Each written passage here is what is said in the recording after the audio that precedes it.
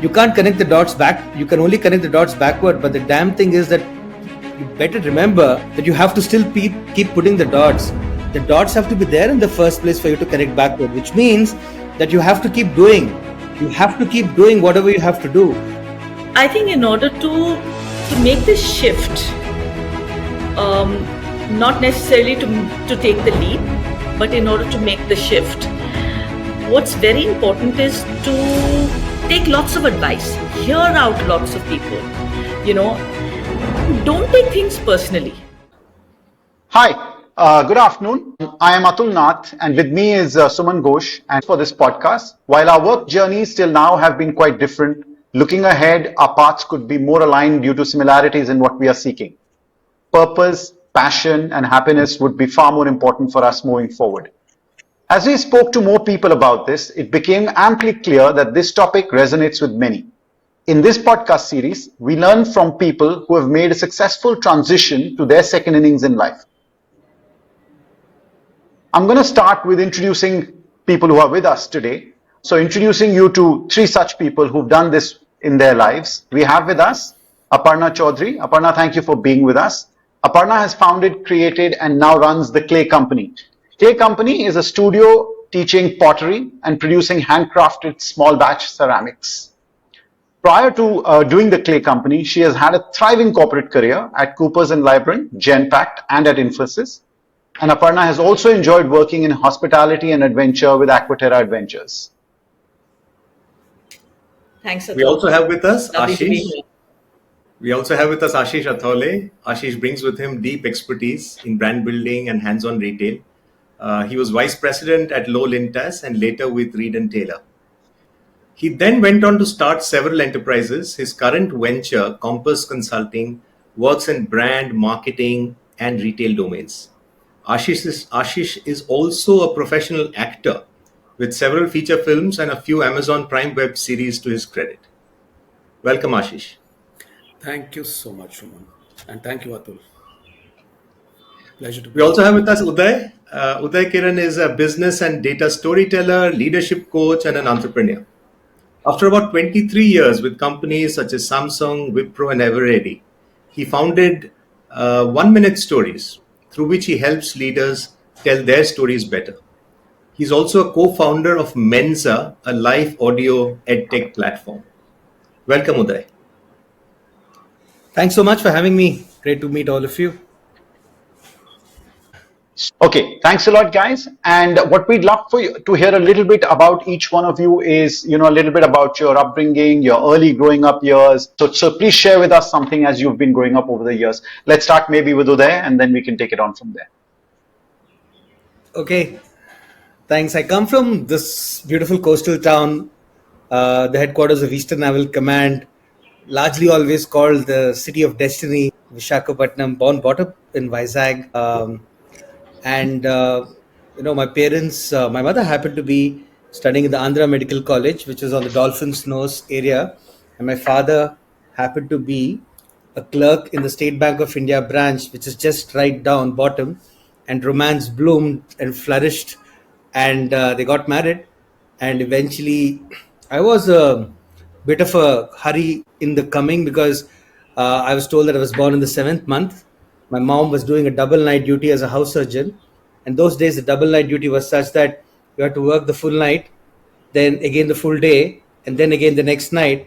I think one of those days, she got super exhausted, and I was delivered right there as a part of her duty at 4:30 a.m. And obviously, parents come from a nice middle class Brahmin family. So they looked at it and said 4:30 a.m., rising sun. So eldest son should be named Uday Kiran. So that's how my name comes off. It's something that I keep asking in my workshops always. I ask people, are you guys a natural? How many of you are natural storytellers? And no one puts up their hand. Everyone says, no, we can't tell stories. And then I just ask them, tell me what is the secret, what is the story behind your name? And then the next half an hour, it becomes very difficult for me to stop people from talking. So yeah, that's about me. Then a lot of my childhood was, we just used to stay just next to the Bay of Bengal, the Ramakrishna beach, if any of you have been to Vizag. So beautiful times, cycling around, having fun, playing a lot of cricket, reading a lot of books. And somewhere a lot of that childhood. We were three brothers, so it was great fun growing up. And then I moved off to then I my bachelor's of science, and that's only because in Andhra you have to do an engineering, and if you don't get your seat in the in the engineering entrance, then you have to figure out to hide somewhere, do your BSc, and quickly redeem yourself by doing an MBA later. Otherwise, you're a pariah in the society. And that's when I got into TAPME, even though I did crack the cat and I got all the five calls, but somewhere I realized that I didn't get to the interview. I joined TAPME in Manipal 2 years there. And that's when I joined in Eveready Industries. That's where I started off my career. Eveready, also interesting thing happened. Uh, I was just not prepared for the group discussion. And me and my friend Pramod were discussing about this huge scheme called VDIS, which was a voluntary disclosure income scheme which Chidambaram had launched. It was a 27,000 crore revenue collection thing of tax. The only thing there was if you never paid tax in your life, all you have to do is to just fill up a form and put it, and no questions asked, you could pay 35%. And luck would have it, the same topic came from a group discussion. The moderator opened it and said, VDIS, boon or a bane. And I'm sure all of you would have been in group discussions. It was like a bit like Delhi Sadar Bazaar meets Bangalore's Avenue Road Wholesale. Everyone screaming. And after about 15 minutes, I thought I'm not getting into this job because I haven't spoken yet. But so luckily, uh, there was a pause for a moment. That's when I said, look, folks, I don't know about this VDIS thing, but all I can tell you is that my father started his journey as a clerk of State Bank of India with $100. And I know he supported a large family, but all through the 25 years, now he's the vice president of the bank. He has never defaulted an income tax. And I think it's the same story with a lot of honest government servants like them. And I think this scheme is such a terrible injustice to them. And that's all I could say. There was a lot of pause, and after 30 seconds, everyone in the group discussion only talked about that. Needless to say, I got a job. And many months later, when I was working with my boss, he said, Uday, when it turned for you? He said, it turned for you when you told that story about your dad. That was when we thought that we should pick you. And that's why I keep telling people that much later in my life, I realized the story got me my job. Sold a lot of batteries, torches, soaps, talcum powders, mobile phones, televisions, marketed a lot of brands. And after that, 24 years, I decided I had enough of that, and I stepped up to become a leadership coach. Um, in my first leadership training session, I think I was mentioning it in one of the Mensa sessions when Suman was there. I realized after halfway through, nobody was paying attention, and about 50% of the team did not come back after lunch. That's when I realized, even though I had 24 years of corporate experience and hello, people wouldn't listen to what I was giving as a leader. And that's when I discovered storytelling, because storytelling I realized is the only way in which people make sense of the world. So I trained under storytelling with Sean Callahan, who's one of the foremost business storytelling practitioners based in Australia with a company called Anecdotally Yourself. Unlearned a lot of communication. And today I set up this company, my own consulting firm called 1 Minute Stories, where I work with corporates and leaders specifically on making the communications sharper with storytelling and making their data come alive with stories of data. And then a couple of friends got together and said, can we have an informal platform where we can actually make people a lot more confident about themselves, about communication, about career growth? And that's where Mensa came. So to cut a long story short, Mensa is the platform where we are trying to build confidence in the youth of India through 20-minute informal conversations. Suman has been a part of a lot of conversations on Mensa. I'll talk to you a little while later about that, but that's hopefully not a long story. Thank you. That's a Thanks very a lot, powerful Uday. story. Yeah, correct. Clearly, you practice what you preach. Aparna, go ahead. Yeah, Atul, that was most unfair. I mean, the guy tells stories for a living, and you get him to start. Now, how am I supposed to tell my life story? I mean, I'm going to be all over the place. That's so. Okay, so this is really unfair, but fine. Okay, I will give it a shot. So, my life story is going to be all over the place. I'm going to start with that, as the subtext of the whole thing. But I'm the third of three sisters. By the time I came along, I think my parents were pretty much done with parenting. They were bored to death. They were fairly strict. They were very conservative parents. So by the time I came along, they were bored. Um, they pretty much ignored me, I think, and I was left to my sister parented me, I think, for the most part. We were but we had a great childhood. So I think I had a great childhood. I shouldn't speak for my sisters. I had a great childhood. Lots of outdoorsy stuff we did. We spent great holidays, and that's what I remember of childhood. uh, Simla and Kashmir, and lovely, lots of reading, lots of mangoes, summer holidays, and basically childhood was great fun. And suddenly I found I had to decide what to do with class 10, and decide whether I wanted to do what was it, humanities versus commerce, etc. And I was like, I don't know. And then I decided. So I remember asking the question, so since I don't know what I want to do, what would leave my options open? So someone said, well, maths would leave your options open. So I said, okay, let's do commerce, because I'm not good with science, so I can't do that. Let's take commerce. So basically I said, that's how I did my decisioning. Not clever, but I just kept my options open. And the same thing happened, I think, at college level. I came from a family of Stephanians. I wanted to go to St. Stephen's, and I just got in by hook or by crook. I was like, I have to go there. I managed somehow to get into St. Stephen's, and as soon as I finished college, I said, okay, now what do I do? I certainly couldn't get into a CAT or anything of the sort. I decided to go abroad, and I managed to convince my father to pay for my for my MBA. I managed to get into Cambridge, which was amazing, but I didn't want to do economics because I did rather well. I was a good student. Don't get me wrong. I used to study really hard. I was a good student, but I didn't enjoy it, so I didn't want to do it. And I hated economics. I didn't understand it at all, but I was good at rote. So I used to study really hard. I used to do well, and I didn't want to do economics. So I rejected Cambridge and I took MBA because I figured, again, it would keep my options open. And I went and did that. So I went to Carnegie Mellon for that reason.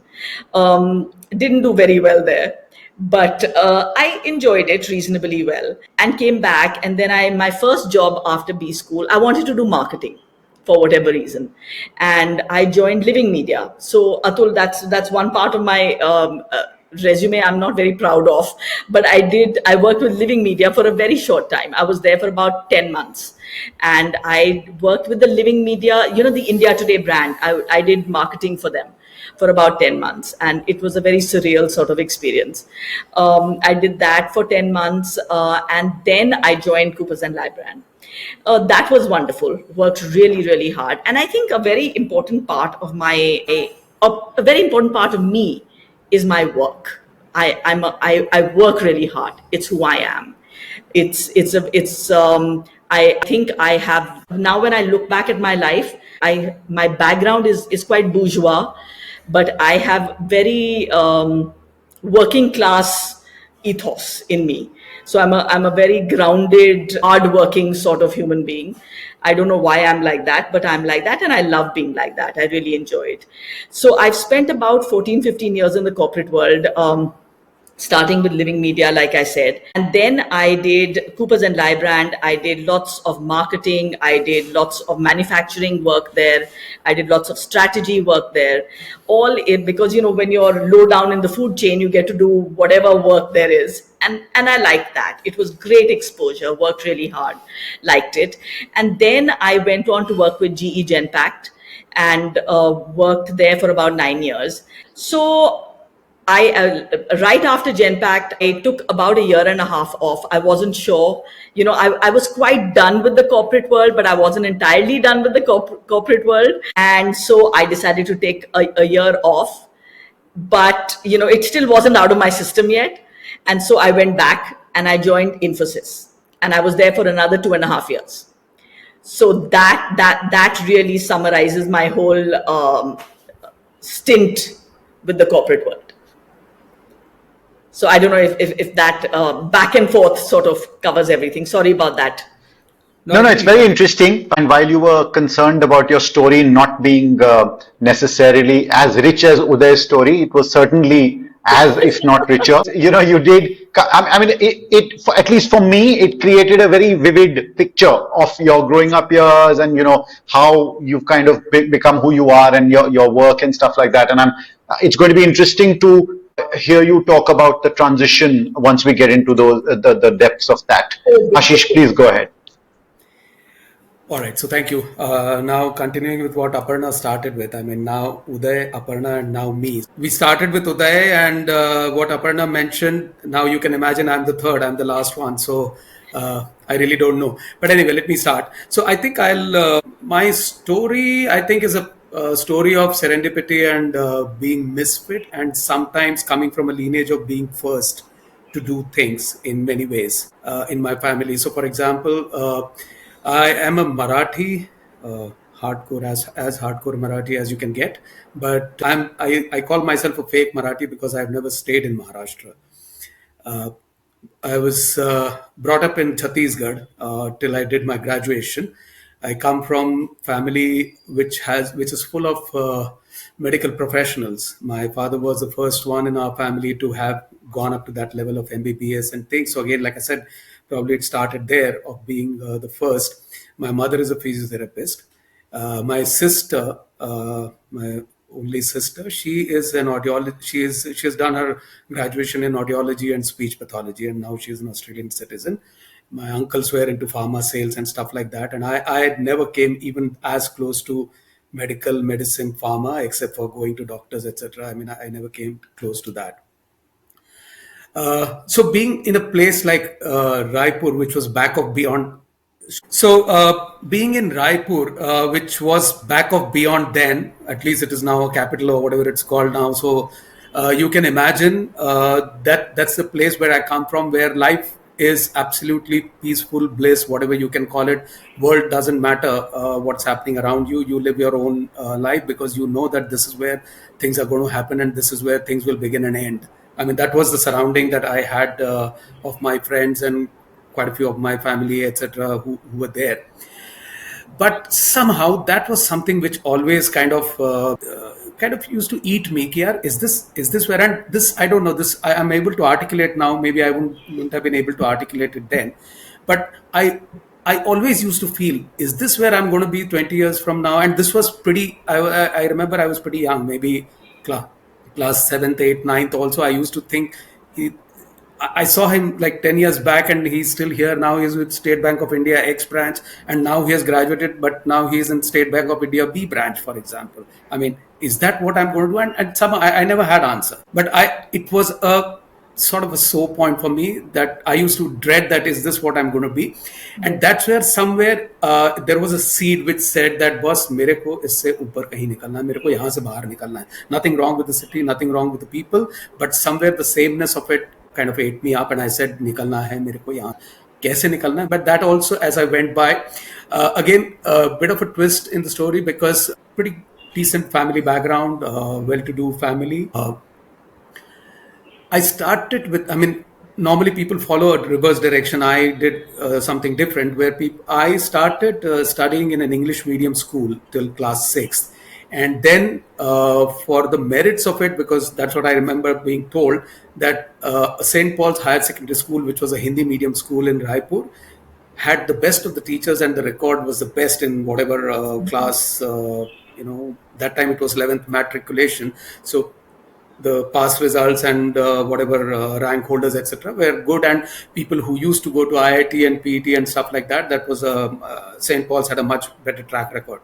So I went from English medium to Hindi medium after class 6 or class 7. So I was a dada in English in that school, but I was pretty dazed, so to say, in that whole surrounding, at least for I think maybe 6 to 8 months. I didn't know what was happening around me, but I still survived there. But yes, I made good friends. I still have those friends, and it was a very different experience. So, like I said, life full of serendipity and being a misfit. I think that kind of defines my life. So somewhere around this phase, class 10 to class 11, something, and like a typical middle class Indian guy. Only thing that was in my mind was कि बस नौकरी तो मिलनी चाहिए graduation के बाद. अब क्या graduation करें? The world was doing engineering, the world was doing medical. Somehow, okay, I have no reason to say this. Somehow I was not inclined to medicine or medical or whatever, despite the fact that my father was a general practitioner and my mother was a physiotherapist. I never had any inclination towards that. So बचता क्या है फिर? बचा एक engineering. I don't think I was keen on that, but घिसा पिटा कुछ तो भी जैसा. But I never got through the pre-engineering test, but I got into what was started new at that point of time, was called an entity called College of Dairy Technology.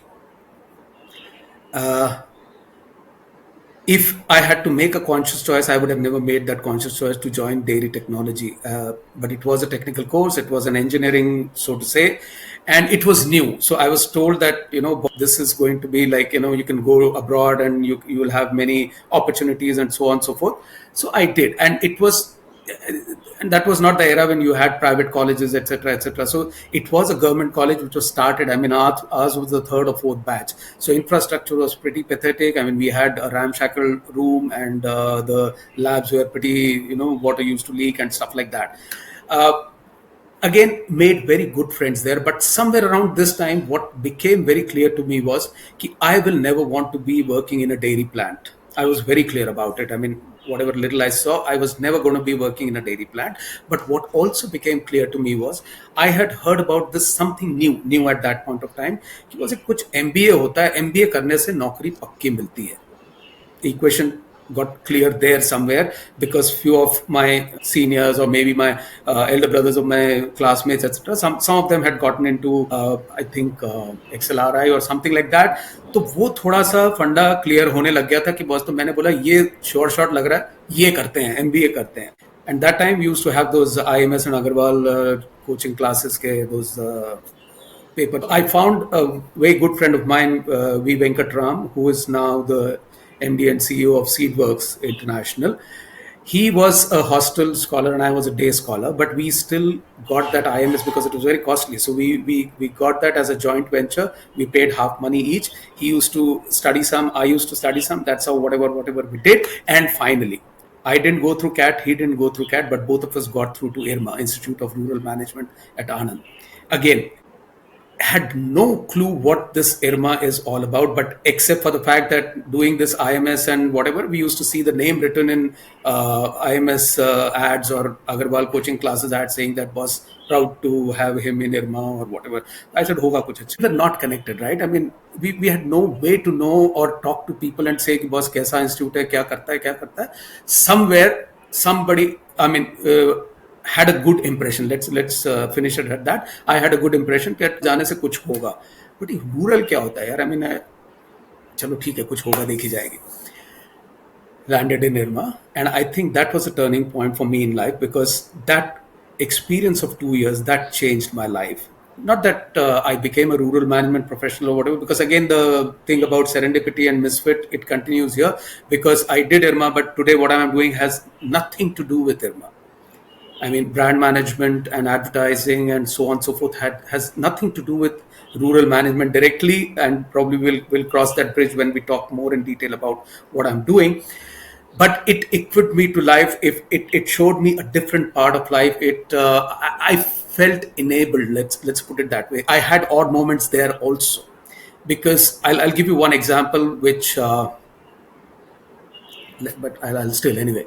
So, for example, this was a potpourri of people who came from all over the places, right? And I had come from this back of beyond. Remember the back of beyond? I said, where things used to happen for themselves and for their own, and it used to die there. So that closed world that I had, I came from there, and suddenly the world opened up for me. People talking different languages, including English. Remember, I came from Raipur.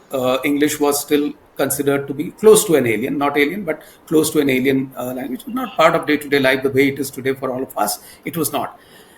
I remember my first day in IRMA, outside the mess, when I was entering the mess, I think it was evening around, and one of my seniors, he asked me, so you had grub? And I didn't understand what he meant.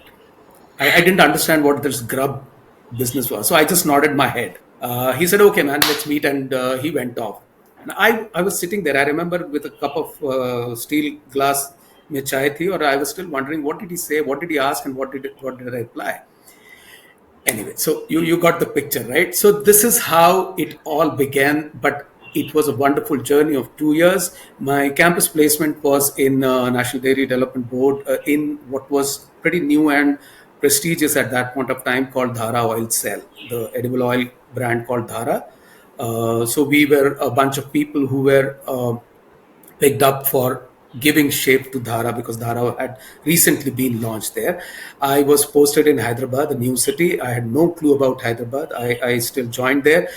But sort of within 2 to 3 months, I was clear that again, I wouldn't be doing what I'm doing right now, frankly, and I wasn't doing anything there. Being like a new joinee there, they themselves were not clear, because I think they hired a bunch of us. Maybe they were figuring out, or whatever their compulsion would have been. They got some 12, 13 of us, and they posted us in different places. But I think it was a common story. When we used to talk over phone, which used to be rare, but still when we spoke, all of us had that same feeling: why did they hire us? I mean, we are not doing anything. But anyway, again, like the MBA was a realization that MBA करने से job मिलता है, that realization. Somehow I knew that I had to be in the world of advertising and marketing at that time. Probably it was the glitz and glamour of advertising marketing. Probably it was the glib talk of advertising. Probably it was the glib talk of people who I used to see, or I used to hear about, talking marketing jargon, etc. Whatever be the reason, I'm not able to articulate that. But I knew that I had to be in the marketing world of marketing, and within which preferably advertising. अब कैसे घुसा जाए इसमें, answer तो था नहीं. But anyway, I started talking to people, and I got this opportunity to work with this fledgling of a market research agency called MBL RCG at that point of time. Actually, it started as RCG, bought over as MBL, and later on it merged as Mode as well. I mean, a long story. But 1.5 years of experience in market research. Then I joined Mudra Communication in Ahmedabad, which that time was a pretty strong brand name. But again, Ahmedabad was a very unadvertising city, if I may put it that way. But give it to A.J. Krishnamurthy, who started Mudra. He dared to dream, and he kind of made Ahmedabad a happening place from a brand's point of view, because you had some substantial brands there: Vimal, Dhara, Rasna. All these were Mudra clients, and I was fortunate to have worked with a few of them at that point of time. But this kind of brought me a sort of a straight line in my this curvaceous journey of Kabhi Idhar, Kabhi Udhar, to say that this is now advertising and marketing. So subsequently, I traversed the path of Leo Burnett. I did a 2-3 year stint in Gulf as manager marketing for one of the automobile franchisees. Came back around early 2000 back in India, joined Low Lintas. Close to 10 years I worked with Low Lintas. But I was always an advertising misfit, because I was still a relatively straight line thinking guy within advertising, versus I didn't have the advertising bravado. I didn't have the advertising big talk, or a loud talk, if I may put it that way, or even sometimes unstructured life, if you will. I was not. I didn't have that point of time, and I never felt comfortable in that. And to top it all, I mean, to make things worse, I am a teetotaler and I don't smoke. I mean, you can't live. I mean, if you don't smoke and if you don't drink, then dharti pe boj ho tum, advertising. And this was asked to me quite a few times. Anyway, 2010, I joined Reed and Taylor, because it was being revamped from a Lala family-owned concern to hopefully a modern fashion house, or fashion powerhouse, as the owners would have wanted to put it. But the DNA never changes, right? So it always remained a Lala company, and they had their own share of misfortunes and misdeeds, and hence the company sort of shut down. So basically 2012, and I was asked to come and join them in Bombay in their headquarters, where the owner and Mrs. Owner, if I may put her that way, Mrs. Owner and the owner, they used to sit there, and I never wanted to be close to that power center. because I had seen the perils of being close to that and how one is expected to behave and how is one expected to talk and things like that. And I knew I wouldn't have been comfortable even for an hour in that kind of a that kind of an environment. So I refused that, and I said this is the right time. And probably this is where probably your next question about the transition into my own thing started. So this is where my salaried life ended, if I may, 2012 January. Wow, that's traversed quite a lot, and it was great to hear that story, Ashish. What's interesting for me in that story is that while looking back, there may be a lot of things that make sense to you, and you went from point A to point B to point C. But what's interesting is that and that was the way you were telling the story, that it isn't necessarily moving forward a logical thing that, okay, you weren't clear that I'll go from here to there to there. You were finding your way at every juncture to see that, okay, this looks interesting, that looks interesting. In the absence of any option, this is what I'm going to do.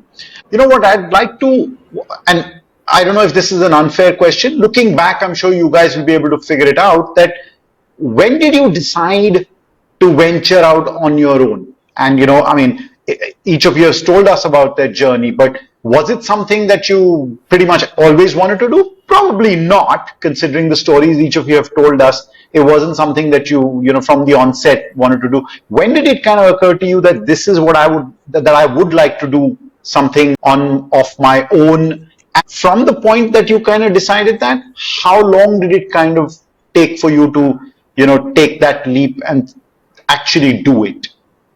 So whoever would like to take a shot at that. I mean, for me, it was the day when I was told, or rather asked that, why don't you shift to Bombay and join Reed and Taylor corporate office?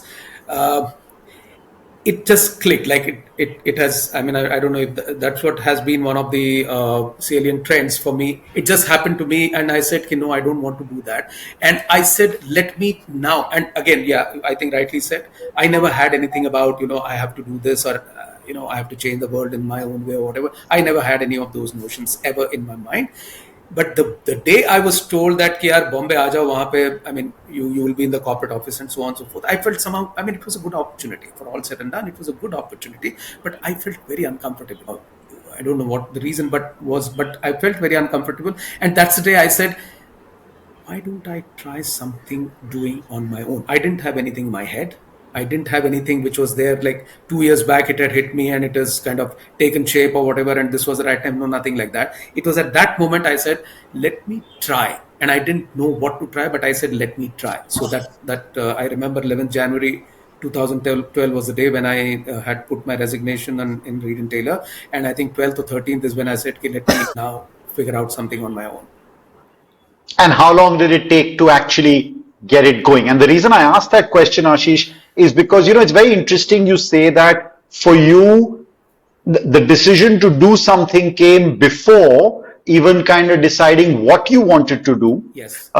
For many people, that's not the case. And I don't mean to, stereotype, but for many people, that's not the case. There's something in your head that this is what I want to do, and you kind of delay it or procrastinate it, and the paychecks are coming in, so you're delaying it even further. That happens more often than not. So how long did it kind of take from the point that triggered to when you kind of started what you wanted to do? 3.5 days. It started within 3.5 days. I'll tell you why. Again, serendipity, because like I said, because obviously the day you decide ki chalo kuch karte hain, your mind starts working in a particular direction with a particular momentum, rather than in an isolated manner when you're, like I said, paychecks, etc. happening. And even once in a while that thought used to come, but obviously, theek hai, dekhenge yaar, jab hoga tab dekhi jayegi, but abhi mil raha hai, salary mil rahi hai. That used to be but why I'm saying serendipity, because what is the first instinct? I mean, whatever one has earned in terms of experience is what one would want to do, or what one would feel confident about doing it, at least in my case, right? So if I had done brand management, advertising, marketing, market research for all 20 odd years of my life, I thought, how can I use this better? And while talking to some of my colleagues, somewhere this thought was forming, and 3.5 days is when the first opportunity came in. Because I said, I have worked in some of the better known brands, better known companies, and this feels like a privileged class, but that is not what is India. in the sense, all these inputs that you're talking about of brand management and blah, that is not available to this large chunk of middle India, if I may put it that way, which is your self-employed or the businessman or even the small and medium industries and all that. The world was not as structured even in 2012. We're talking about 12 years before today, but world was still not as structured then. But somewhere I had started forming this image in my head that there is a much bigger world beyond what I have lived till now. And can I use some of this? And while I was thinking, this 3.5 days happened because within Reed and Taylor, there was somebody who called me and said, "Ki Ashish, there is this small one, it's a one-man operation, but he's into linen garments. He has been doing trading. He has been into B2B kind of a supply, but he wants to create his own brand of linen. Why don't you talk to him? He was very keen to meet you." So again, I had no clue who this person was, but I got this reference. I met up with him. It was a different world for me. Maybe it's part of your next question or something, but I'll end there where you asked. So 3.5 days is when it happened to me. Wow, Aparna, that's really what was it something. like for you? Sorry, go ahead, Suman. No, I was saying, wow, that was really something. And I also Yeah, wanted to say before that we started by storytelling. Uday started off. Good to have not one, but not two, but three powerful storytellers here. Super. absolutely. Absolutely. Atul, Aparna? took forever. It really took forever because, see, mine is a passion based transition. It was not a business based transition. So, first, I had to identify that I'm truly passionate about this thing because it was not going to pay my bills. So, I had to figure out a way that this passion, first, I had to identify the passion and say, okay, this passion is going to be long lasting. It's not a phase. That I had, the passion had to stand the test of time, firstly. So I had to give it time. So that was the first, sort of a test that I had to put the passion through. So that itself had to, I had to give it time. So that was the first test I had to put it through.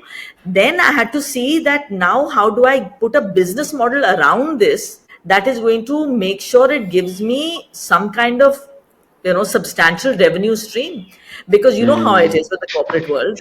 The one thing Hmm. that it satisfies you on is the revenue stream. You get used to a Absolutely. very comfortable revenue stream and a lifestyle, and how am I going to compensate for that? Hmm. So it took me a long time. I would say it took me at least 6 years to be able to figure out and be confident that this is not just a passing phase. It's a passion that is going to sustain, and it is not a passing phase. And then to put it through and to articulate a proper business plan around it that's going to give me a proper sustainable revenue stream.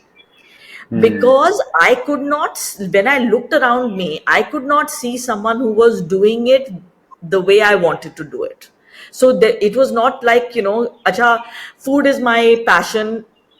People are running a restaurant. Let me go see what is the business model, set it up, do it. I had to piece it together and say, okay, this is how I want to do it. How do I figure it out? I had to create it from scratch. So for me, it was a different challenge altogether. Interesting. Interesting. There, Can any I thoughts at your ask end? Aparna at this? Sorry, Yes, can I ask Ashish, Aparna at sorry. this stage? Please, please, please. So, what was your trigger? You said that you're Ashish, doing I linen. can't barely hear you. Sorry. What was the trigger for you? The trigger Yeah, for me to leave the corporate world, leave the or to corporate actually, world, start both of these. If they were dependent on each other or if they were disjointed, I don't know. But they were actually they were actually separate. So actually, so when I decided to leave the corporate world, I just knew I wanted to do something with pottery. So, which is why I had that gap year. I think I mentioned a gap year. So, I left the corporate world and I said, you know what? I'm done with this shit. There's got to be something more to life than this. And what is it? I didn't know. And I used to report to the CEO of Genpact at that time, and he's like, "So, what are you going to do?" And he, he was a good friend, and he was I know you've got a job somewhere else, and tell me, you're not telling me. I'm like, relax, I'm not going to a competitor or anything of the sort. I just don't want to do this anymore. And he couldn't believe it. He said, ye ho hi nahi sakta. You are type A personality. You're not going to sit at home. I know you. And I said, dude, seriously, I am going to sit at home. You guys have burnt me out. And I actually sat at home for a year and a half because I wanted to develop the business model. And I did that.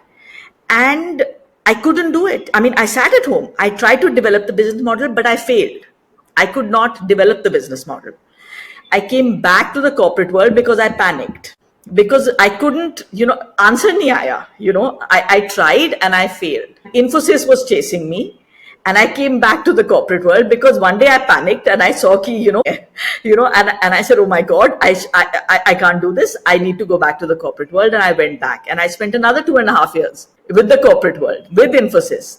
Then I found the courage to leave it again. And by that time, I had figured out how I wanted to do it, what I wanted to do, and then I did it. And interestingly, this is the one thing I do want to say. I don't know how much more time we have, and I want to give Uday a chance to speak. So, I do want to say this, that I made it a conscious effort to speak to a lot of different people. I spoke to so many different people, and it was very interesting. It was an artist, it was a ceramist who came to me. I spoke to many ceramists, and most of them told me, you're crazy, you can't do it.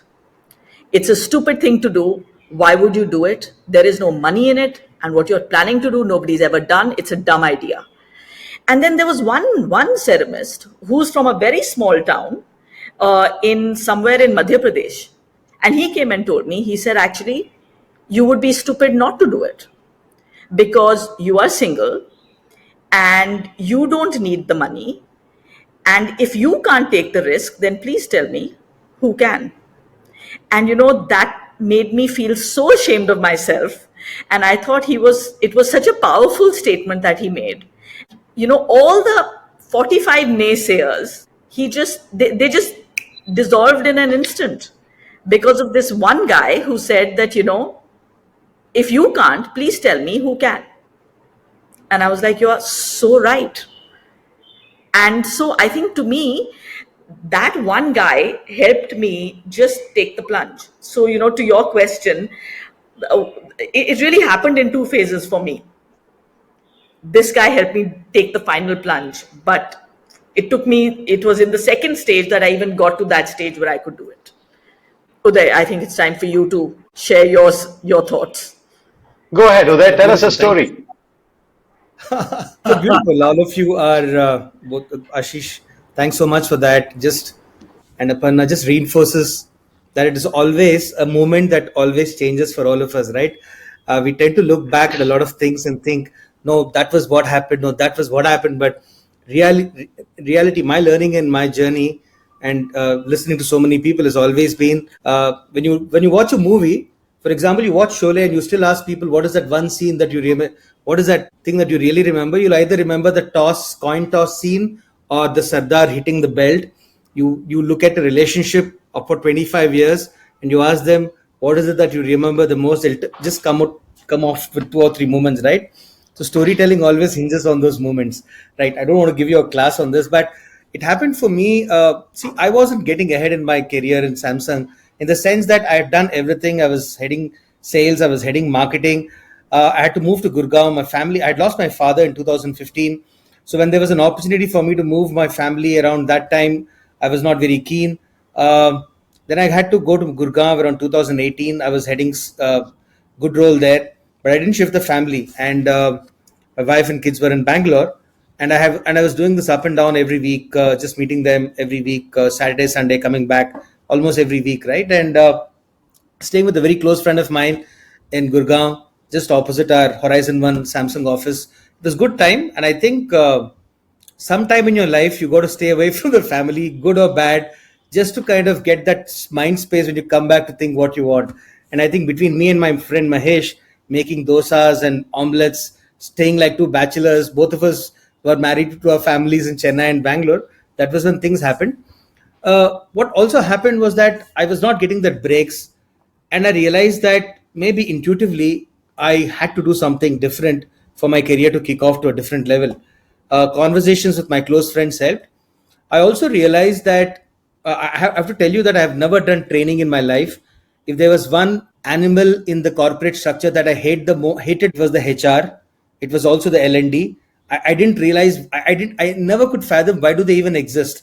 And it was the irony of the fact that the biggest break that I got in my life in Samsung was to set up this Samsung Sales and Marketing Academy, which was an offshoot of an idea between HR and L&D and sales. And I said, but whom am I going to report to? And somewhere for my ego, they said you're going to report to the sales team. So I kind of started doing it, but I realized there is a lot of HR work. But then I realized that my time was limited because Samsung was not a company which was going to really help us doing a lot. We got a lot of resources, we had a lot of technology, so I learned very fast. And then that was when I realized, I came across some people who told me, why don't you explore coaching? And I was so naive, I have to tell you guys, that I thought if I do my coaching ICF and ACC certification, it would become a line in a biodata and get me my 50% raise in the next job. I was that naive that if I become a coach, people will hire me like, come on, Uday, you're the ultimate thing. It happened, but I think that journey of self awareness and coaching. Then I did an ISABS behavioral sessions in Jaipur, where I don't know if how many of you do that. That typical. They just put you in a room. I was not even prepared for it. They put you in a room for 7 days, and you just sit seven people, and then you're just self-combusting and opening up and talking and the whole thing, right? A couple of those interventions worked, but and then I started taking up a lot of pro bono work on the weekends because Samsung is very difficult in compliance. So I started doing a lot of work for folks who were just doing that. I started doing. I said, give me some work because I need to know how it all works. If I have to, I still don't know. I didn't know what it was. I just thought I will do coaching for the rest of my life. I had no vision. But all I knew was that some of the people whom I'd met were doing a lot of programs and trainings, and they were struggling with a lot of content. So I said, "Can I help you in making the content free of cost?" And they were very scared. Will you steal my content? What will happen? So I said, "Look, if at all I can only add to your content, I don't need your content." And I think that problem still persists in the L&D community. Everyone is so very, very scared. What will happen if they steal my content? So I started doing a lot of work, and I think I built up a lot of goodwill. I started working on sales projects, everything for about a year. One conversation changed. It was, I think, somewhere around 2020. The pandemic was just about to start. I was sitting with my boss, Sardar, his name is Mohandeep Singh, in Delhi, very cold evening in a January, I think it was 10th or 11th. And I was telling him that, Mohandeep, I made this transition from sales, marketing. I got a promotion every year of my career. I was under the spotlight, but now that I'm moving to this, what will happen to me? What will happen to my career? Will I ever become a vice president here? Will the spotlight be ever there on me? And Mohandeep didn't have too many good things to say always about me, but that conversation changed because he looked at me and said, "You like a lot of cricket, right?" I said, "Yeah." So tell me the top three things that why you like Sachin Tendulkar for. And I said, Sachin is a great cricketer, is my favorite batsman, he's perhaps a great human being. What do you think of his captaincy, Uday? And I said, I thought he sucked as a captain. Um, I don't think he was too happy about giving up his captaincy, but I'm glad that he came out of it. So I don't think he was a great captain. And then Mohandeep looked at me and said, Uday, when Sachin was giving up his captaincy, forget about everyone else, I'm sure even he was definitely not feeling good. And for an Indian guy to give up captaincy means the spotlight was going to be off him. Think about it for a moment. But then when you look back at it, Sachin's best years came after he left his captaincy. He became the greatest batsman. He scored his 10,000 runs. India won the World Cup. And today, after so many years, if you ask a Sachin Tendulkar's fan, Sachin was not a bad captain, was a bad captain, you tell that to him, he will care a damn because no one bothers if Sachin was a great captain or not. And then he said, Uday, you got to play to your strengths. No matter what happens in your life, always remember that you will always have a lot of things that people will say you're not good at. You got to figure out and let go of the things that you are striving hard but are not something that you're enjoying. chart your own course, develop your skills, become a good leadership coach. Along the way, you'll figure out what it is. And that is when you'll realize when you back your strengths, that's when the magic is going to happen. I think that conversation changed for me. That's when I really discovered, okay, let go. Because I'll tell you what, why that conversation was important was because I was having this bogey on my mind that I'm so good, I've done so well in my career, I'm hitting a career block. Will I be seen as a loser getting into training and coaching? And that was a very, very big thing for me. My identity was very important. And till today, I always remind myself of that story about backing myself, right? And then that's when I discovered stories. That's when I discovered storytelling. Uh, I started. So one day in the pandemic, I was sitting around. It was May the 4th. People were telling me, Uday, you have to, if you're the other good thing, as soon as I quit, financials were well planned. And I was perhaps the only guy in Samsung who got a farewell party after opting for a voluntary risk. So Samsung was sacking a lot of folks at that time, and Samsung had a great package of about 18 months. And I was one of those guys who walked into the room and said, "Hey guys, do you think I can opt for this package?" And the Koreans just fell off the chair. And he said, "No, you can't say such things. This is only when we want to sack you. You can't come and ask for this." Uh, so then, why don't you just tell me that you're going to sack me? A lot of up to and fro happened, but that financial package that I got from Samsung as a part of when I was getting restructured was one of good things. I got a farewell party for that because they said, I don't think anyone else is ever going to do this. So that was nice. So I came back to my family. Somebody told me you have to build a brand. I was sitting on the May the 4th and I was thinking, everyone's writing good stories on LinkedIn. How do I kind of do that? And that's when I said, today is May the 4th. I was watching Big Bang Theory and they were talking about May the 4th be with you. Then I said, how did this ever come? And then I read up the story and I wrote and those days, if you remember, LinkedIn had just 200 characters limit. So, I mean, you couldn't write long stuff. So that's when I wrote a 200 word story on George Lucas and how he came out and made that Star Wars, right? And I said I should hashtag it, and I realized all of it was reading in 1 minute, and that's when I put it as hashtag 1 minute stories. So what started off as a hashtag eventually became a blog, and then when I put up my company, I said, hey, conversational storytelling is a new way. You should figure out how to tell a story in a minute and as a part of your conversations, right? So it was tough. The good part is I had some projects lined up, but the last thing that I want to share with you is that Paulo Coelho talks about this beginner's luck, right? I had a lot of beginner's luck. 3 companies signed me on for a retainer. And I was starting on a salary which was almost equivalent to what I had. And I was thinking, this can't be true. But after 4 months, one day my wife called me up.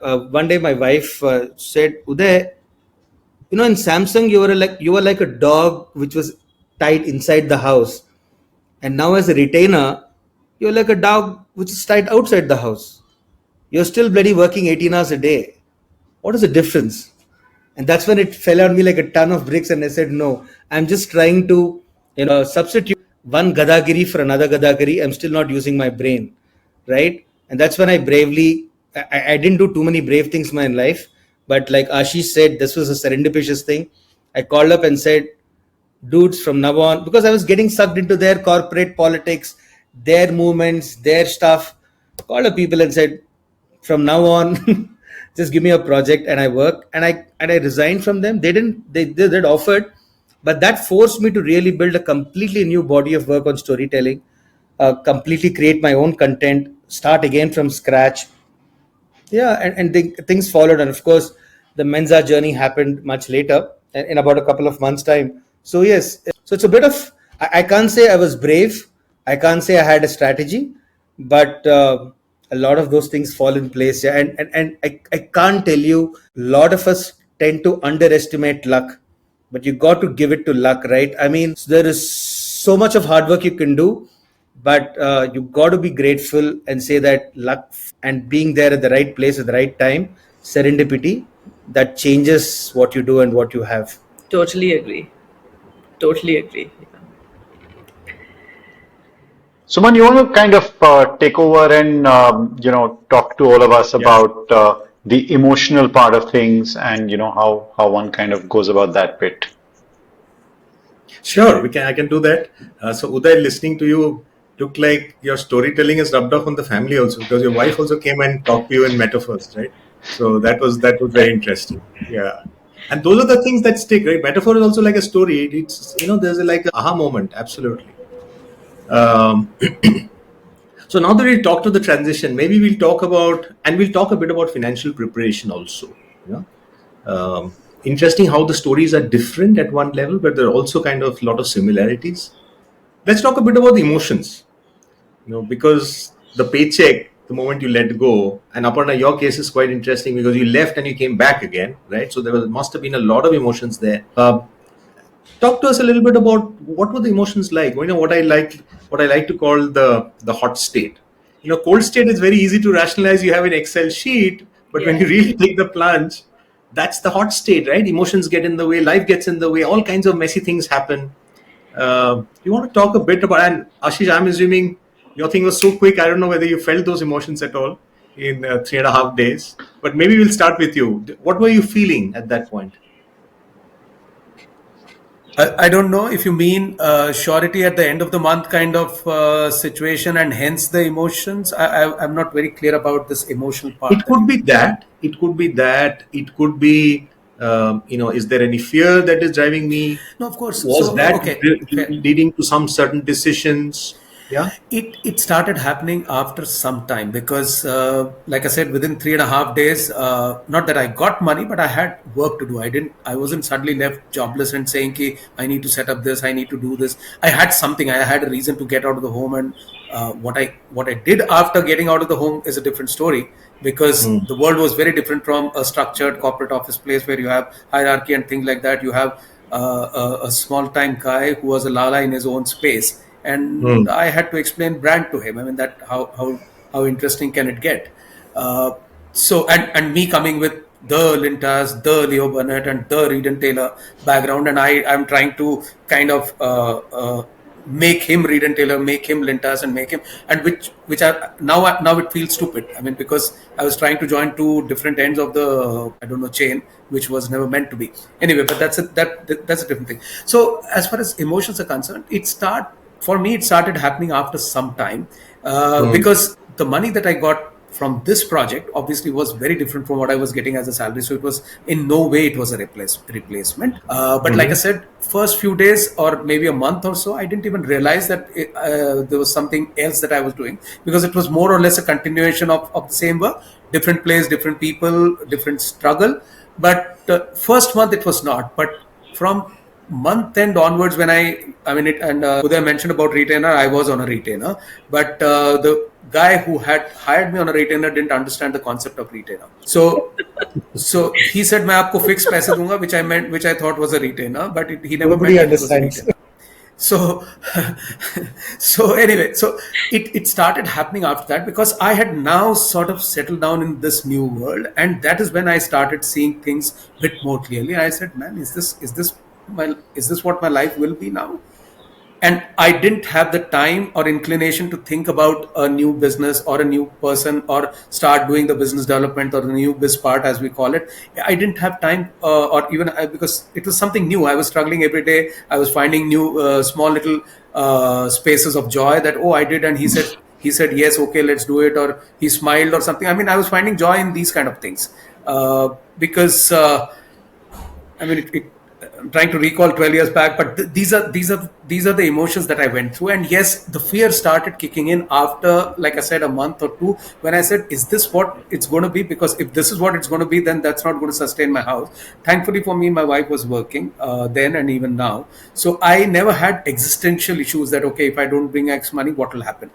Not those kind of things that ever hit me. But yes, I mean, there was money is obviously important, and any amount of money coming in is important. So I started feeling the shortfall. I started feeling the apprehending the fear that if I don't bring in that much, what will happen in things. So it started happening at that point of time. I didn't get other side. I didn't get the joy of, "Hey man, I am on my own, God, like time is mine and I'm changing the world." Oh, no, no, no, no, no, sorry, sorry, sorry, sorry. Nothing close to that. Nothing close to that. So there was no reason for me to feel kicked about my new life.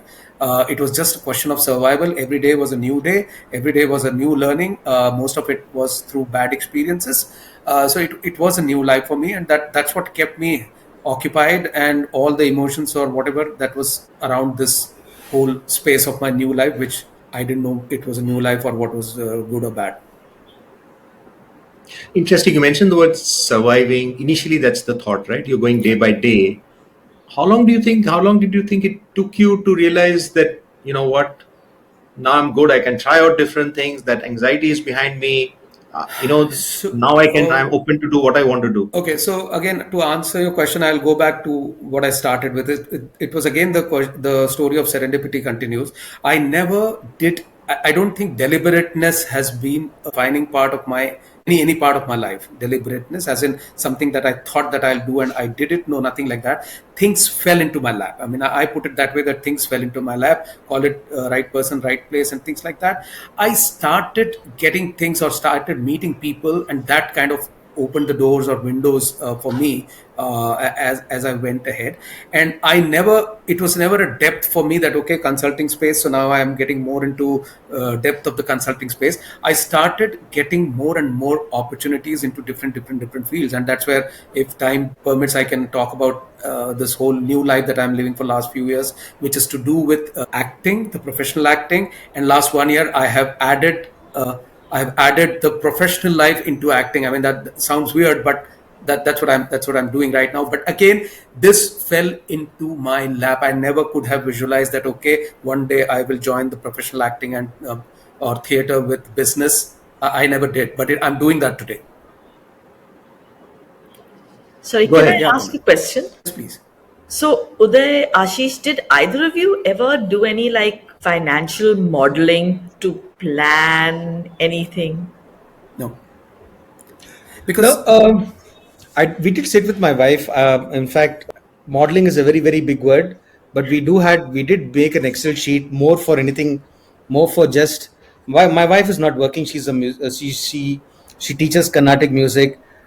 She's a music enthusiast. She plays the veena and she teaches, so she doesn't work. In that sense, she's not in the corporate. So a large part of the financial responsibility at that point of time had to be me. So we did make an Excel sheet and we said, what exactly do we need to kind of run the house? And it kind of, we added something and then it came to some 35, about 45,000 per month. And we said, let's double this.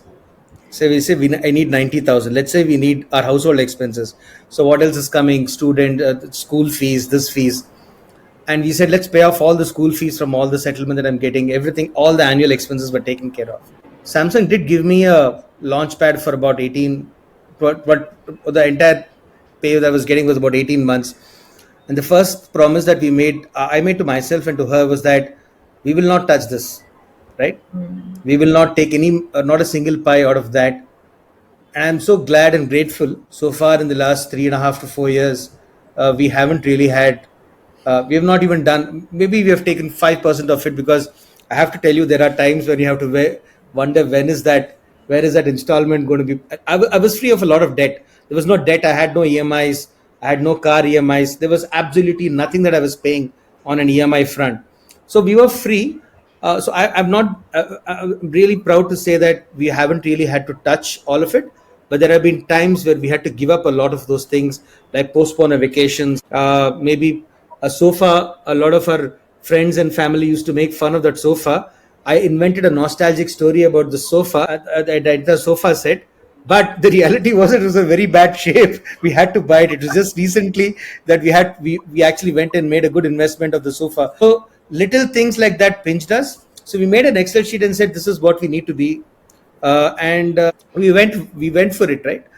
For me, you talked about the emotion part. So the financial modeling was the emotions that I had to go through, and I sometimes get up is when the calendar doesn't, and I'm sure Suman goes through this as well, and everyone else also goes. So when the calendar doesn't start filling up for the next month, that's when I start getting a little bit of palpitations, Yeah. right? And I start hating months like December, where you realize that why do people have to take vacations in December? Why don't programs happen in December? And the third thing that I was perhaps very, very surprised about, or rather took me a while to understand and manage it, is the payment terms of all the clients, right? Yeah. Great corporate names, buggers don't pay you until 90 days. There is a corporate client who gives me a lot of work, but they say, we are sorry, 120 days is our minimum thing. So I do something in January, I need to know I'm going to get payment in April. So that was very difficult for me, Aparna, because what it meant was that I had to have a calendar every month so that at some point of time it comes through. So what that taught me very quickly is this ability to collaborate. So all my initial work, I realized one thing. I can either do business development, Ashish was talking about it, or I could do content and delivery and training, which is what my forte was. I said I can't do both, Yeah. even though business development was very good. So I said, let me optimize this. I made collaborations with everyone, right? And people started giving me work because of all that goodwill that happened. So a lot of my early work has come from people whom I know, right? They referred me. And the second hard choice that I had to make was I didn't jump into that very big shark infested pool of leadership. Everyone was doing leadership coaching.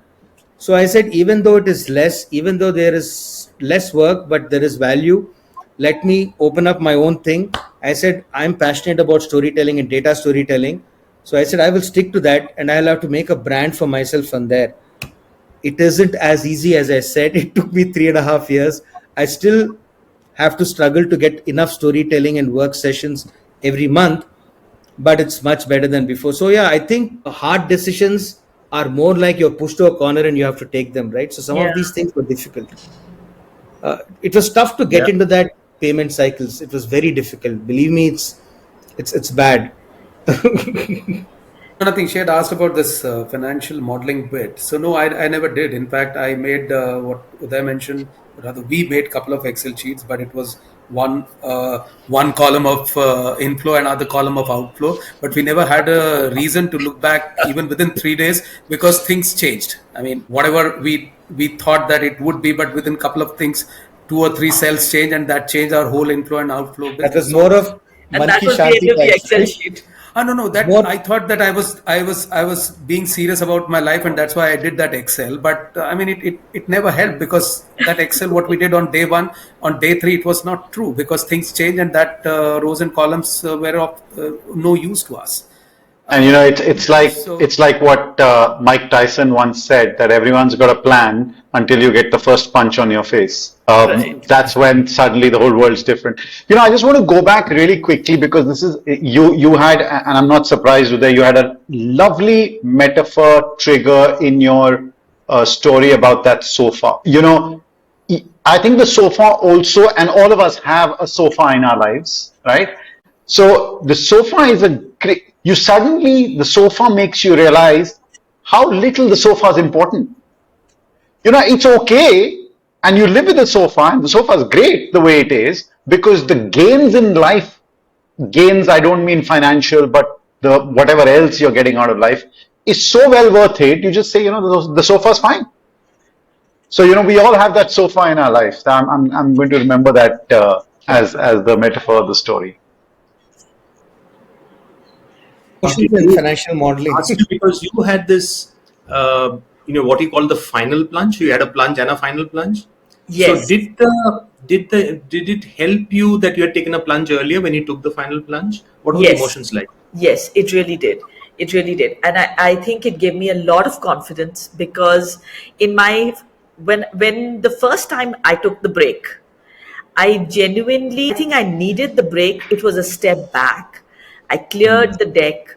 I cleared my mind. I did a lot of navel gazing, as they say. I really thought about what I wanted from life. I thought about the direction I wanted to take my life. A lot of macro level jhadu I did, so to say. I really did a lot of planning. I couldn't figure out the business model, but that I think is was a smaller problem that needed to fit into the bigger picture because I think the business has to fit into your life plan and your life strategy because that's a much smaller problem. if your life is a mess, your business is certainly going to be a mess. So I think that that's a bigger problem to solve for, and I'm glad I did it in the correct sequence, which to my mind was the correct sequence. So I did that, and the panic hit me because I you know. I was much younger at that stage. This whole story is about 12 years ago. So your panic thresholds are different at that stage of life. So I panicked because I had, at that stage in my life, I was like, I have not been financially dependent on my parents for the last 14 years. How can I suddenly now I'm feeling like, oh, I haven't earned a living in a year. I'm feeling insecure about myself. So I started to panic. Honestly, that today I think that's not a good threshold for panic. That's silly. But at that point, it seemed substantial. So I went back to the corporate world. TK, I mean, in hindsight, vision is always 2020. And if I can just, Aparna, sorry, I don't know if this will delve, how did it feel when you were going back? Because you create emotions in coming out of it. What was that? Because it was, I felt if you like look back, there's an up and a down and an up again, I felt like I'd failed Mm, because I had taken the break to set up my business and I had right. failed at creating that business model. See, today I sit here very wisely saying, Nana, that was phase one. But that's because I'm looking at it in hindsight. But you're absolutely right. At that point, I felt like I had failed. So Mm, it was not a good situation. And mm, I ran back to the shelter of the corporate world saying, yeah. yes, yes, this is fine. I will take it for now. So Yeah, that but was it's not, incredible fortitude that you did it again. That yeah, that yeah, that tells a story in itself. yes. And I'm Yeah. very proud of that, because Hmm. I am proud of that. And I have, I have a whole corporation to thank for creating such a terrible environment for me that, they made it very easy. So I'm deeply grateful to them. Seven eight Because, you know, में कर क्या इसमें क्या है. So anyway, that kind of stuff. So and my coach, mentor, he said, Rahul looked at me and said, Uday, it's 9 months and you haven't started making a CV. You haven't gone back to corporate. Just sit down and just let that sink in. A lot of people don't do that. You've actually come this far. yeah, So you're good. You're much better off than a lot of other people. You're not in an existential crisis. So some of us are also privileged, right? I mean, Yeah, uh, yeah, we could actually put the square meals on the table. We could pay for the children's fees. We haven't compromised on some of the restaurants and a visit here and there. So one of my big learnings that I learned is what I think, Atul, you put out. I think as a family we learned that, okay, we don't need those things, right? Those are, I mean, we never had that thing. And I think this entire aspect of contentment uh, just sunk in, right? We just needed to understand that these are phases you will have, and we will figure out a lot of those things. And we are not. It's not the most important thing right now. yeah, And we didn't yeah. feel bad. We didn't feel Even as if we were today, sacrificing. yeah, I mean, I'm sitting here as part of this discussion. I'm not sure Clay Company is, a success story as such, but sure, we're alive and kicking. We're not suffocating and dying. So I guess in that sense, we are a success story. We're and you alive, haven't gone back to but corporate yet, Aparna. exactly, and I'm not So writing you're my making resume. progress. But still there are days where my brother-in-law will sit me down and say, do you want to consider joining my company? I'm setting up a project, and do you want to join us? I'm like, bloody hell, no. WTF, and I'm offended, and he's like, why are you offended? I'm like, because.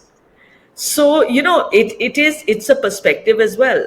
Yeah, And they're coming at it from a place of concern. Yeah. It's not, they're not being condescending, but they're coming yeah, at it from a place of concern. yeah, So yeah, it is, but it's okay.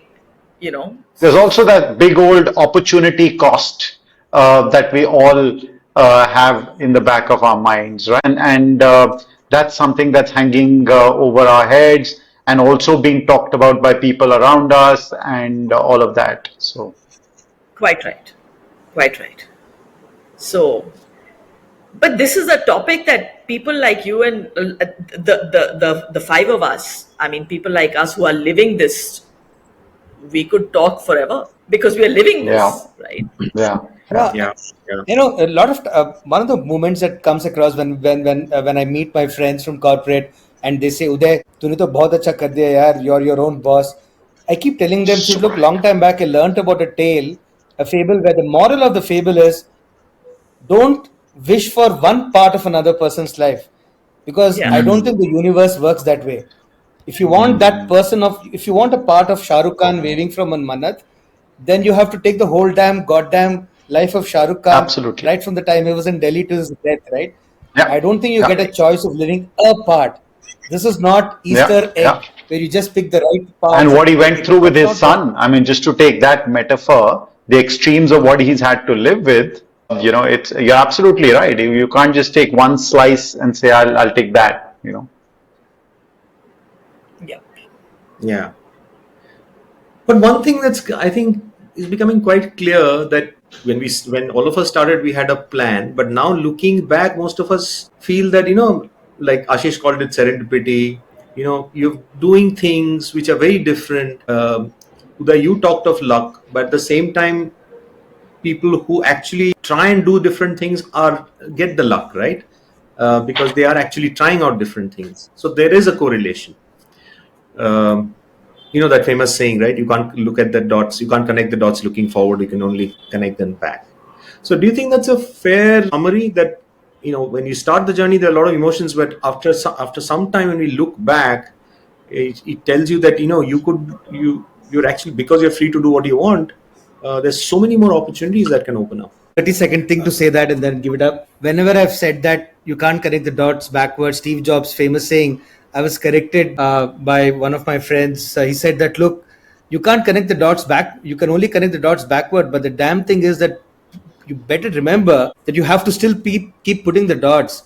The dots have to be Yeah, there in the first place for you to connect backward, which means that you have to absolutely. keep doing.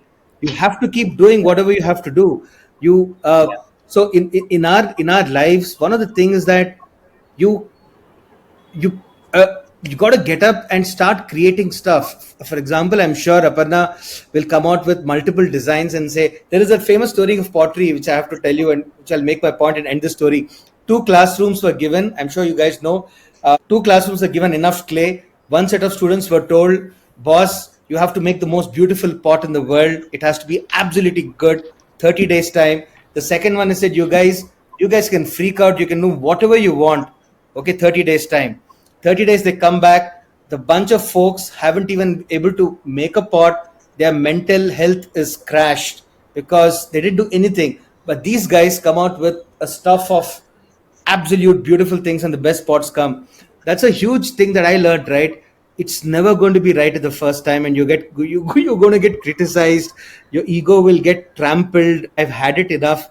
People walked off from the room and they said, what are you as a storyteller? मुझे कुछ समझ में नहीं आ रहा है. That kind of a moment, right? So I think getting it done is a way more important thing than getting it right. I think that's the biggest lesson that I've learned. So if you had to do this all over again, yeah, what would you do differently and what would you do the same? Let me go to Ashish first. I'll have a very big portion of deliberateness, like I said, thought through thinking about what I need, what I should have, and what I should do. Are you able to hear me? Little Yeah. faint. Okay, fine. So I said I will have, I mean, if the different thing that I would like to do is to have a very big portion of deliberateness in thought and action about what I do, because I have been floating largely, and thankfully, I mean, positive way of looking at it is that I'm getting opportunities and I'm converting them into my treasured moments. Which is a very satisfying thing. But I think I would like to have a more vision and saying that I need to go here and this is what I need to do, etc., etc., etc., which I never did in last 12 years. Probably something that I would like to do. I don't know what the results would be, but maybe as a need gap thing, I would like to explore that. What I would like to retain is the flexibility that I have mentally to say that, okay, this is something which is new. And let me tell you one example. I was in the midst of COVID, I got a call from somebody whom I never met, never knew, saying that we would like to cast you in our Kannada feature film. And there are 5 roles which are equally important, and yours would be one of them. And I said, how exactly was my expression? I said, how, I mean, I can't speak Kannada. He said, yes, I know you can't speak Kannada. So I said, what about audition? They said, no audition. And that is the best thing that any artist can hear, is no audition and a No role audition. confirmed. Yeah. But here I was being offered a mainstream Kannada feature film. It was so easy for me to say कि नहीं भैया मैं तो कन्नड़ा बोल नहीं सकता, or I don't know what it is, and I would have backed out of it, because the production house was not big, or not like it was Karan Johar offering me a role or something like that. And it was Kannada, for heaven's sake. I mean, I had not gone beyond Kannada Gottilla, which is, I don't know Kannada, as people from Bangalore would know. That's the only thing that you, as a non-Kannadiga, you know is Kannada Gottilla. I don't know Kannada, right? But here I was, and I managed to do that. It was a very different experience. So point I'm making is, that's the part which I would like to retain, is to say yes to opportunities which are coming. Touch wood, till now I haven't had a bad experience of being on the negative side of saying yes. Like I said, this whole theater application based workshops that I'm doing, which is what I spoke about, the intersection of theater and business that I'm talking about. Again, it fell into my lap. Somebody whom I knew in IIM Bangalore, he was my director in one of the plays that I had done. He's a professor there. He said, Ashish, ये workshop करना है, मेरे पास time नहीं है. I said, I have never done a workshop in my life. Same thing what Uday was mentioning about L&D, and I mean, these guys were aliens to me. I mean, different planet. I don't want to go there ever. But he said, Ashish, मेरे पास time नहीं है, and I am asking you, करना है. No questions asked about it. I went ahead and did this, and these were 34 women of average around 25 years of work experience, like a VP engineering services kind of a background in TCS, IBM, etc. And I did a 3-4 hour module as part of their session in Bangalore, called Know Thyself. Okay, different story. But I'm saying again, it was so easy for me to have said कि sorry, मैंने आज तक कभी किया नहीं है. I would rather make a mess of it, so let me not try it, versus try it. Like I said, I haven't been, touch wood, on the negative side of trying and failing, etc. Maybe that will also happen someday. But I don't think I will get afraid of that and say कि अच्छा ठीक है, अब मैं नहीं करूँगा. So I think that's part which I would like to retain. Very well put. Thanks. Yeah, go ahead. So I think what I would like to do differently, I think when I started the business, I didn't put in any money. I should have. I think that was the wrong thing to do. So I've had this, maybe, I think you guys, your business is very intellectual, yes, mine is capital intensive. It's not capital intensive. No, mine is not capital intensive, but kuch to dalo ya, I didn't do anything. So I should have. And had I wasted 10 years, and I really, really, really deeply regret that. And so I think that is my big regret. The poor thing, my little business, it sustained itself, and it grew, and it organically grew, thoda thoda karke, very sweetly. It did its little job. The moment I infused, it went 10x, 10x, 10x. But if I had done that 11 years ago, where would I have been today? Who knows? So I think that's the big regret of my life on this one. What I would like to continue doing, I have a very strong gut when it comes to business decisions. I do everything based on gut, which is, if my professional lineage is GE Genpact. If they were to hear this, they would just be turning in their graves, because that's an entirely data driven lineage, but I'm not at all a data driven person. But it has worked for me.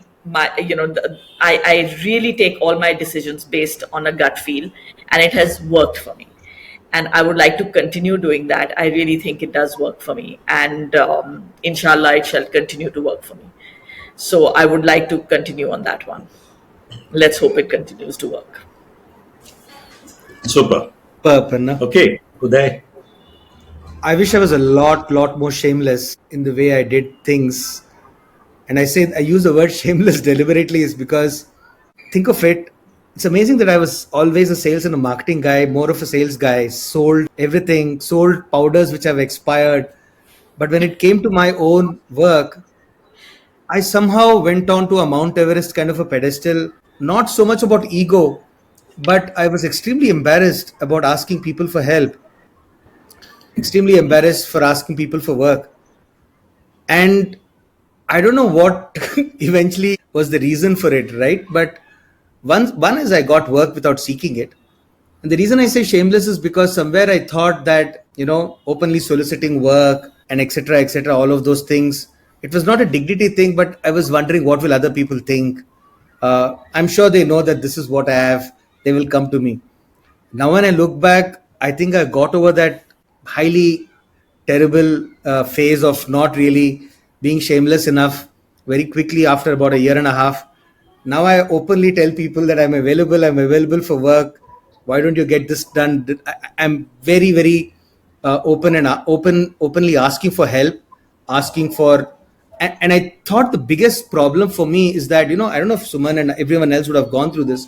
Somewhere when you're in this transition, quasi creative, quasi training, coaching kind of a thing, you tend to think that there is no one else who can actually think like you, and no one else who's perhaps going to be able to convey the same set of emotions and impact like you. It doesn't come from a bad space. It comes from your own feeling that you can actually add great value. It took me a lot of time to get that monkey off the back when I said that there are hazard people who can do much better than me. That's the first realization. Second is the big realization that I'm now working on is that just because you love storytelling and you love it so much and you know so many intricacies, that other guy doesn't need to know all of it. It's like if the reason why Einstein failed as a teacher is because no one could understand relativity better than him. But that poor guy started going and talking about relativity in his own way. And that's why the universities had to sack him from professorship because, look, you're a bad teacher. So that's another thing, right? So the two things I would definitely want to do is to understand what exactly it would mean for the audience to really know what they want. And it's not dumbing down, but I keep telling that you have to rise to the level of your audience, and communication is a response you get. And the second thing is, I'd love to be, and I urge people that if you're an entrepreneur, the one thing that you can't have is shame. You have to be shameless enough to say that, boss, and I can't do this, anything more than this I can't do. You have to have that openness in saying. I just want to just end off in saying that, yeah, I think I was stopping at a point where you have to have that openness and telling people that you need to show enough desperation and you to be shameless enough to ask for work. I don't think it comes very easily otherwise. Yeah. This came up in a conversation we had last week as well, that one of the people we were talking to was saying that exactly the same point today about being far more upfront. And he, in fact, added that when he finally got on to telling a lot of his friends and ex-colleagues and acquaintances about what he was doing, a lot of them turned around and said, why didn't you tell us earlier? There's so much we can do together. If we had known that you were doing this, we would be able to encourage you and so on and so forth. So, you're absolutely right. That's a very important aspect that you learn the hard way when you're getting going. Yeah. It's just that the word was slightly different. Very interesting. You used shameless. He said I was too shy of this whole thing. Yeah.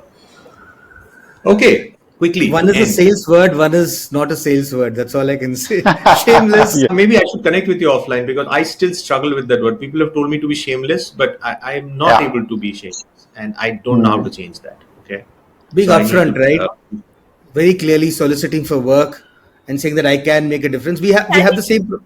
I think have the upfront same. is, why would you say shameless? Okay, Unless you're saying it in a Whatever tongue-in-cheek way, makes you then do it, just do it. What call it what you want, just do it. no, no, Atul, I think it's very important because you see, if you feel that you're being, I think it's important because it affects your mind space. tell you Possible. where I come Yeah. from. I I do tell you feel where I that come from. people look. Essentially, you're a shy person. Essentially, you're someone who is uncomfortable about doing it. So the story you're telling yourself is a very important story. It's going to That's true. affect Absolutely. But that story may be how, different for different people. yeah. Yeah. So that Yeah. word is actually a very important word. It's an important word, Aparna. I completely get you, and I think I use it more to just motivate myself and not give. For example, my cost per session, for example, was at almost at a 2x of what it was for what it is for a regular session, right? And I was always defending myself. I worked, for example, if I had charged at 1.3 lakhs per a 8-hour session, I did work for about 10,000 or 20,000 bucks because I just did not have the guts to go and tell that guy that, look, this is really worth it, right? And I had to kind of be very, very upfront in telling that people that this, I won't work beyond this. And that didn't come from me from a point of confidence. It came from a point of, I'll not think about what that guy is going to think about me. I'm just going to go and say that to him. So it had to Right. be something of that emotion. Hopefully, Yeah. that shameless will. I don't see shamelessness in business as a negative thing at this point of time. Hopefully, that Yeah. word will change if it Yeah. has to. Yeah. I get it. Yeah. Wow. Atul, anything you want to say before we close? We'll maybe close with a quick word of advice from everyone. Yes, absolutely. Let's do that. So, if What's the you, what advice would you give to somebody who's maybe just getting into this new journey or wanting, or is a fence sitter, wants to get into, something of their own? What advice would you have for them? Related to Let's what start the other Uday. way around. Okay, Ashish, go ahead. Nothing. Since the topic was a bit hot right now about upfront. Sorry, The can't hear topic was you. a bit hot about upfront, shameless, or whatever be the synonym of that. I would say just do it. I mean, coming from brand world, I think Nike has done it and has been doing it, and that's what everybody should do. Just do it, because too much of analysis paralysis, too much of what they mentioned about what will people think if I do it, or if what will people think if I don't do it. I mean, your locus of control, as long as it is external. I think you will always find it tough going. So do it, know it, do it again. You will know it more, and do it again, and you will know more and more of it. Is what I would like to tell anybody who would care to ask me. Yeah. But on one hand, isn't that also, doesn't that require a lot of change, a paradigm shift in the way people think, right? See, Suman, the way I look at it is that I recently took sessions on innovation at Entrepreneurship Development Institute of India, Ahmedabad. So there was this thing about blitz scaling, so which is different from growth scaling and blitz scaling. Maybe time and context is not right to explain it, but I think this is the blitz scale mode where you don't bother so much about the consequences. You have a notion that this is what I need to do, and you do it. It's like you take off in a plane and then start putting in the pieces. That's the parallel which was given. That you jump off the cliff and then start making the plane, or hand glide, or whatever Yeah. your choice is what I would rather do, rather than be on the cliff and keep looking down and say कि boss अब करूँ या ना करूँ, लेकिन अगर इतना नीचे जाना है तो I need this strength of plane, but for this strength of plane I need this much money, but then for this money I will need to do this. I mean, this is endless. This is Yeah. endless if you ask me. And I mean, you can write thesis about it, but you will never be able to do it. At one time, you have to jump off the cliff. I think in order to make this shift, not necessarily to take the leap, but in order to make the shift, what's very important is to take lots of advice, hear out lots of people, you know, don't take things personally.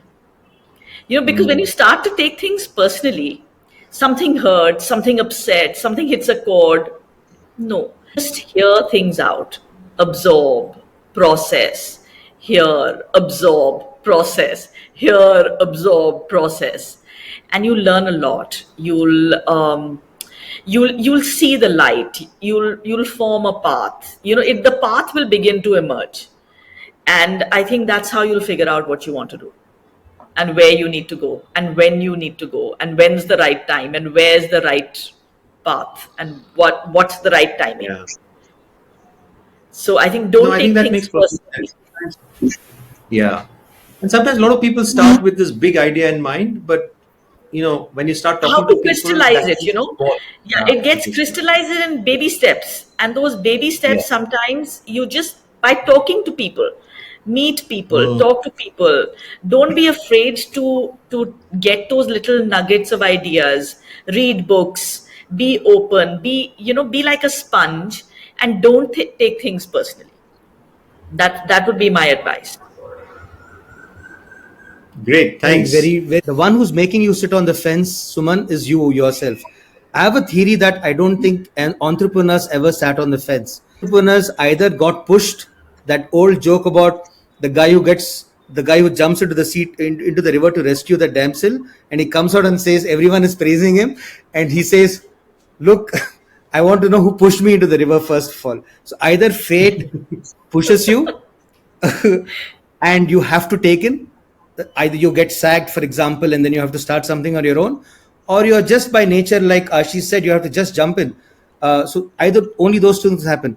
If you're sitting on the fence, I can tell you, you will never become an entrepreneur, because as much as you want to be logical in business, I can tell you that all of us have taken irrational decisions, and then we support them rationally. We are all intelligently sounding now, thinking that I did that. But uh, the second thing that I learned is that it was in Amit Verma's The Seen and Unseen podcast, and I attended a session with him. And he said that get your first draft done. One of the biggest problems is that most of us have made PowerPoint presentations in our life, right? And it's all there in our head. And we sit in front of the PPT and we open the first slide and we want the first slide to be the ultimate quote, ultimate start. It never gets started, right? So Amit told me and all of us a very important thing in writing. He said, get the first draft done. And the first draft is like an ugly baby. And I say an ugly baby is because the metaphor again of an ugly baby is, all of us think babies are awesome, but look at a baby who's just about 2-3 days into it. It isn't exactly the most beautiful thing to look at. A lot of people are not really keen to pick it up, right? But it's only after a few days that the baby opens up, and 1 month, 2 months, that's when the baby starts really becoming attractive. So he says the first draft looks very ugly, but it's in the editing and the working around that makes it really beautiful. So he said this line, getting it done is so much more important than getting it right. Super. I think I'll hand it over to Atul now. Let me just say that I thoroughly enjoyed this conversation, and I hope you did too, and it was worth your time. Over to you, Atul. Thanks so much. Thank you very much, Uday, Aparna, Ashish. I think, the conversation's been absolutely brilliant. I just realized that we are half an hour over the time that we had requested you guys to give us, and I didn't even realize that. I mean, it's brilliant. We had a great conversation and some really important, points all of you brought up. What is interesting for me is that even in the three stories we have here, Ashish's story is so much about serendipity, relatively less, 3.5 days. I mean, that I almost fell off my chair when he mentioned that. And what's amazing for me to take out of this conversation is that there is no right answer. Everyone's got their own answer, and you have to live your own answer as you're kind of going along and find your own thing. If Excels are your thing, then make your Excel and live by that Excel and then plan for it. And but realize that first punch and the Excel's out of the window, and you got to figure out what life's going to be like. So once again, thank you so much for your time. We would love to keep in touch with each of you and keep sharing the stories we are getting from many other people and sharing them with you, because I'm sure you guys are, the best thing about being an entrepreneur is most likely you're a lifelong learner. So I'm sure you guys would like to know about other people's stories and what they're kind of learning, and that will be good fun for all of That was a us. lot of Thank fun, you so guys. much. Thank Thanks, you, guys. Atul. Thanks a lot. Thank